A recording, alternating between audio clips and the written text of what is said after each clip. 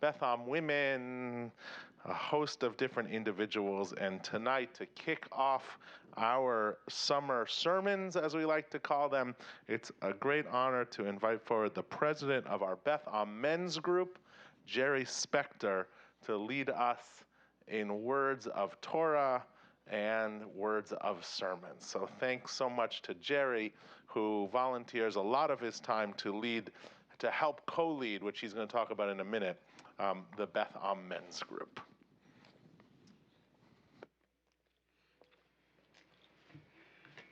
Thank you, Rabbi John. And also, Rabbi John has suggested I talk about men's relationships with men. So again, thank you, Rabbi John, for the introduction and for my research to Professor Google and the Tanakh. Today, my Devorah Torah will talk about men's relationship with men as friends and confidants, some of my own personal experiences, and of course, Beth Am men. Since this is Shabbat, let's first look at the Tanakh. After finding almost nothing about male-to-male close relationship, I asked Rabbi John. He confirmed there's not a lot, lots about family relationships, but not about male close friendships. Well, I found one at 1 Samuel. This is the very close relationship between Jonathan, the son of King Saul, and David, who of course would go on to become King David. King Saul was so upset as his son's close feelings about David, he told his son, "Don't come to my house anymore." The close feelings between Jonathan and David are expressed in the Tanakh as follows. The soul of Jonathan was knit to the soul of David, and Jonathan loved him as his own soul. And then Jonathan made a covenant with David, because he loved him as his own soul. And Jonathan stripped himself of his robe that was on him, and gave it to David, and his armor, even his sword, and his bow and his belt.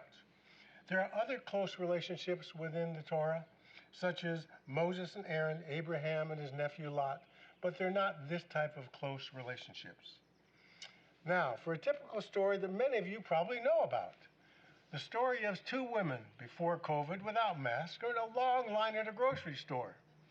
And by the time they get to the cashier, they know more about themselves, their family, and their feelings than 2 men that have been friends for 10 years. Why is that? Well, one psychologist stated, when men hit their 30s, I think it's actually lower, many cling to their high school and college friends. And if this doesn't last, men have a hard time forming new friendships. I'm not talking about workout partners at the gym or the JCC. I'm talking about confidence, people that you're willing to share your feelings, your concerns, your fears. Women are fantastic at cultivating these types of relationships. Women spend their time and energy creating intimate relationships and care about the things that happen to each other. They do this naturally by having lunch, playing mahjong, or just schmoozing. Men, not so much. Dr. Thomas Joyner states, after all, most gender differences are minuscule. Research on this topic shows it's about motivation, not ability. Ends up being more about how these interpersonal emotions are expressed, not about the gender differences. So why is it when men get older, men tend to feel lonelier, with fewer confidence compared to women, and their abundant, meaningful relationships? Men disproportionately strive for wealth, success, power compared to women. Women put the premium on nurturing and befriending other people. This does not mean that the average woman is not concerned about success or status. Far be from it. However, they will likely not do that without consulting with close friends or family that are close to them. Drawing on decades of research, Dr. Joyner weaves a neglected story about how manly pursuits of status, power, and wealth and autonomy may lead to great rewards at work, play, but at the expense of loving, caring friendships. Certainly, my experience and my observation of men my age, and for sure men my father's age, it is considered weak to express your feelings, much less share them in depth with a male friend. After all, that requires becoming vulnerable.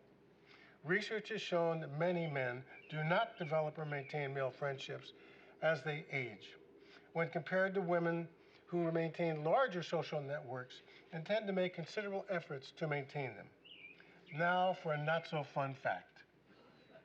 According to the CDC, and this was just released in the last month or so, suicide is the 12th leading cause of death in the U.S. in 2020. There were 46,000 suicides and 1.2 million attempted suicides. The highest group, guess who? Middle-aged white men. Women, 1/4 of the amount compared to men. My experience agrees with psychologists who state that men's relationships with men are centered around activities. Typical would be at the gym or the all-important participating and watching sporting activities.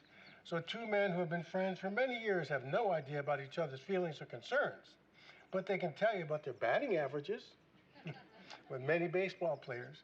How many three-pointers were shot by the Warriors or Steph Curry? Yay, Warriors. Hockey, tennis, you name the sports activity, that's where the interest is at. Plus, of course, work while they are still working. The working activities, the projects, and so on. Now for my personal story. I've been very lucky to have close friends for a good part of my life. I'm a fraternal twin. And while we were growing up through high school, we were quite close and certainly shared everything that was going on, stuff we would never share with our parents. Well, we started college in different states, and after college we settled in my brother in Los Angeles, myself in the Bay Area. He's still my brother and I care for him a lot, but we have not really become confidants or extremely close friends. Late in the 70s, I went through a divorce. My life had been work, family, and my ex made all the social arrangements as is very typical of men my age and at that time. So when we divorced, I found myself very much alone. At that time, Ron Kay had been my doctor, and I was his CPA. One morning at breakfast, we were meeting for year-end tax planning, of course. I said to Ron, I need a good friend. Would you be willing to fill that role? We talked about it and decided to try having breakfast one day a week. Well, that one day a week continued, except for vacations, until his death in 2018, 39 years. It was very beneficial for both of us. There's nothing we did not share. Over the years, the issues changed, but what was constant was our love for each other and our sharing of everything. Luckily, I found another male friend, and we're beginning to start that relationship, except it's lunch instead of breakfast. About 30 years ago, Ron and I decided to see about forming a men's group to share personal feelings as well. Well, today there are 8 men. We're all in our 70s or older, and over the years, what has not changed is our honest and open sharing most of the time. What has changed is the topics. 25 years ago, the issues were home, children, work. Over the years, we've dealt with death of members, death of children, and lots of illness. One lesson that we've learned, it takes men a very long time to build trust and feel free about sharing feelings. Yes, we discuss politics and family, but the last part of each meeting is devoted to seeing what's happening with each of us. I would encourage all men, whatever the age, to start the conversation. Are you willing to be a close friend? You will find your life enriched if you do. Now let's talk about Beth on Men. Well, first of all, I cannot discuss Beth on Men without mentioning my co-president, Marcel Bergman. I want to thank Marcel for the work that he has done during the pandemic and continues to do. It is Marcel who manages the Zoom, set up the meetings, and gets out the newsletters that we co-write. Now back to the subject about knowing people. Despite knowing Marcel for years, it was only recently that I started to ask my co-president about himself. I suspect some basics most of you know well. First, you know that he is the husband of Cantor Jamie. And I suspect, oh, he's a male, he takes care of the kids. What else does he do? So I asked him, okay? By the way, they are on the sabbatical right now. That's why they're not here. And they just finished leading the Betham family trip. Well, when I found about his background, I found that Marcel is a PhD in astrophysics. And guess what? When he and Jamie first met, he was manning one of the largest telescopes in the world in Chile. And he would go back and forth between the home in Texas and Chile, where he met our Cantor. and the cantor would go back and forth to Chile to meet with him. This is just one small example of how men do not know each other. So men start the conversation. Beth Am Men is based on shared common activities. Prior to 2010, Beth Am had a brotherhood known as Yachad, which means together. During that time, the presidents were Steve Bauman, Steve Lazarus, and Ron Friedenthal. Starting in 2010, Yachad was rejuvenated under the name of Beth Am Men or BAM. The presidents were Barry Asen, Jay Hirsch, Bruce Beisner, and Dana Marks. Dana was co-president and then president from the entire period from 2014 to 2020 and did a huge amount to expand BAM. Since 2020, Marcel and I have been co-presidents. BAM provides a forum for men to gather in congregational community to foster friendship, support brotherhood, and focus on congregational and the greater community needs. Today, BAM has about 220 members and always looking for more. So men, when you complete your membership form at Beth Am, check that box for BAM. But if you forgot, call the office, call myself, call Marcel, and guess what? For I think it's $25 or $30 a year, you can become a member. Our activities and programs are open to all BAM members, and some are open to all Beth Am members. Yes, that means women as well. Check out our full range of activities at the Beth Am website.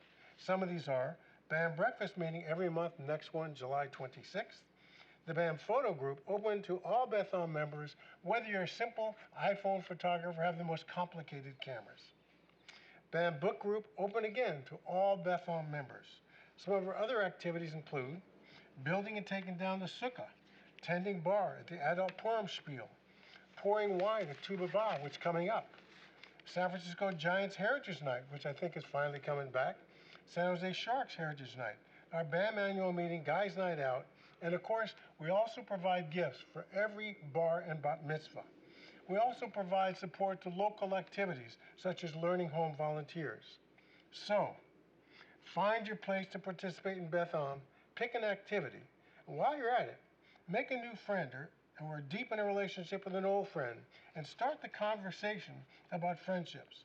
So next time you see your male friend, ask him about himself. Simple question, tell me about you. You may be surprised what happens. Or you may ask as I did, would you consider being my close friend? Thank you and Shabbat Shalom.